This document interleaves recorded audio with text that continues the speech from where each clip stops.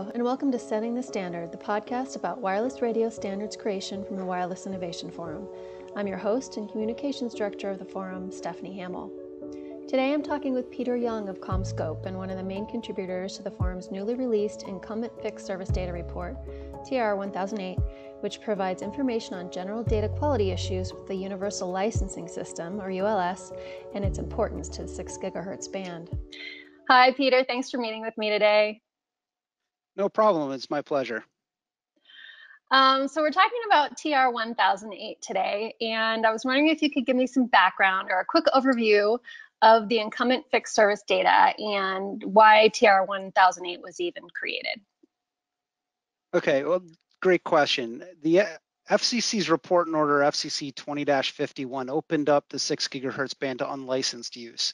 What that means is the FCC allowed low power devices as well as high power devices to use this spectrum for unlicensed use. There's two categories, the low and the high power. The low power basically can use any channel it wants within that spectrum. The high power, however, because of interference potential into incumbent licensed data or licensed systems, need to be controlled by what they call an AFC. The AFC stands for Automatic Frequency Coordination System.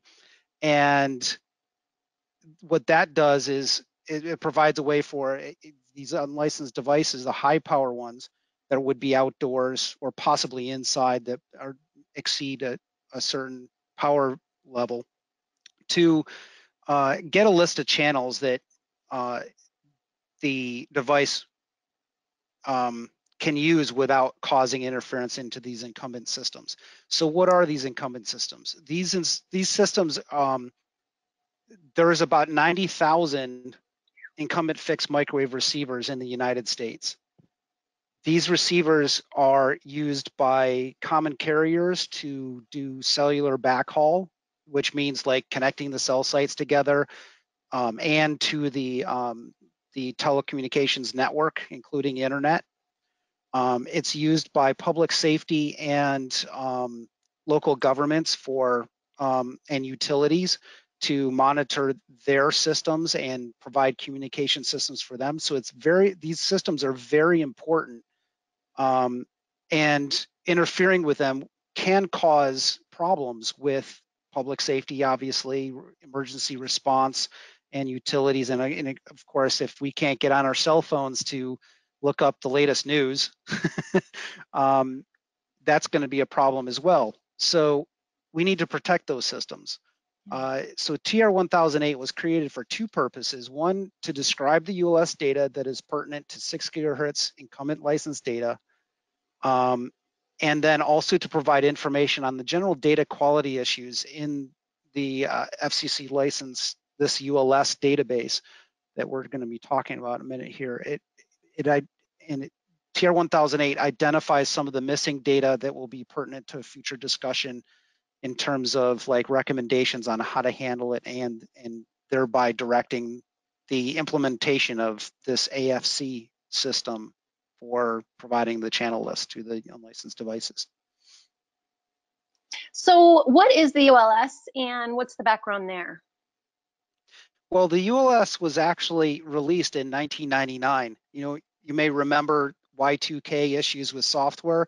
The FCC basically, instead of trying to patch they have actually merged 14 disparate licensing databases back in 1999 into what they called the Universal Licensing System. It's managed by the Wireless Telecommunications Bureau.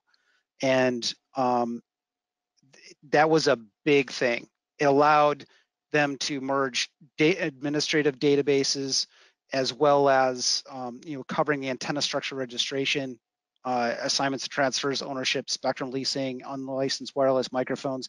It's kind of grown a little bit. So there's all these different databases out there. So with what we're doing with the 6 GHz database, that actually merged two different categories. It was the private microwave systems, which included these public safety governmental entities as well as your corporate use, and the common carrier database into one. So that was under the microwave services. So that allowed us to have a single database to go to get the information that we need for this unlicensed database.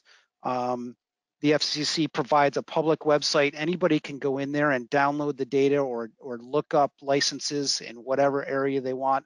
It also provides database downloads in a text file format that we can load it easily into a database so that we can do queries on that data, looking for incumbent microwave systems and performing our interference analysis to provide that list of clear channels.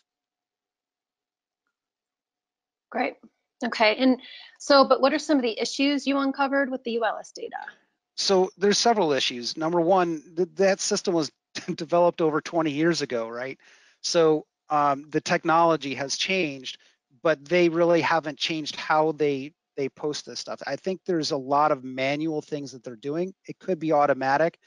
They've had changes in hardware systems and things like that. So we've had things happen where like the download location changes, the posting times of the files for the updates they vary over the course of plus or minus a day even.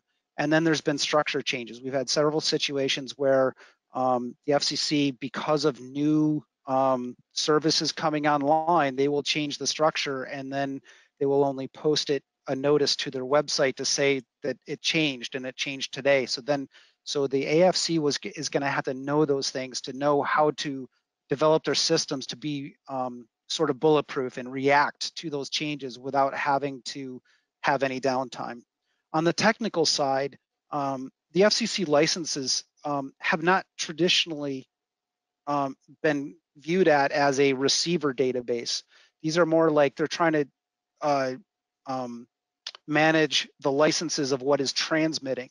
So while the ULS has some key receiver information like antenna models and antenna gains and locations, it is missing some key information like antenna patterns, what the receiver noise figure is, and the noise figure kind of is like how much noise a radio or a receiver adds to its what's coming in. There's all nothing's perfect in the world. So, and then also line losses the connector between the antenna and the receiver itself adds a loss. How much that is, that's not included in the FCC database. So these are all things that we're investigating, coming up with, trying to figure out what a good way to mitigate those concerns. The FCC has made it clear that they're not going to be adding things like antenna patterns to their database. The antenna patterns, are basically what makes it a directional point-to-point microwave systems. They like to focus it kind of like a headlight does on a car, focus the light towards down the road. The same thing happens with the parabolic antennas that are used for point-to-point microwave. So we want to know, like, if that antenna is not pointed at us or at an unlicensed device, it's most likely not going to receive interference. But we have to quantify that and figure out how much energy is getting into that microwave incumbent. We also seen some quality issues in like the FCC pretty much takes the applications in, they do their modicum of checking and everything. And so we're seeing things like where the antenna model that's entered is not matching what the gain should be for that antenna model. And to a lesser extent, the radio model and the emission bandwidth. So those are the kinds of things that we report in the TR 1008. Now, while that may sound ominous, we're not talking about a lot of bad data for like that, the antenna model issues. We're only missing 7% of the records. And of those, we have the antenna gain for like 99.3% of them, right? So we'll be able to back into some sort of a default antenna and antenna pattern for these receivers. And that's where we're working right now. For the next document is RC 1010, and that's going to basically be our recommendations for what to do when we encounter these issues. Like if the files are delayed, we're going to, if the files are delayed, we're going to rely on the data that we have at that point, and then move on to the individual items if they're missing or whatever, how to handle them. So that's the next step in this whole process. Great. Well, thanks for mentioning that recommendation. And when it comes out, I'll talk to you again. Okay, great. All right. I appreciate it. Thank you very much. Thanks, Peter.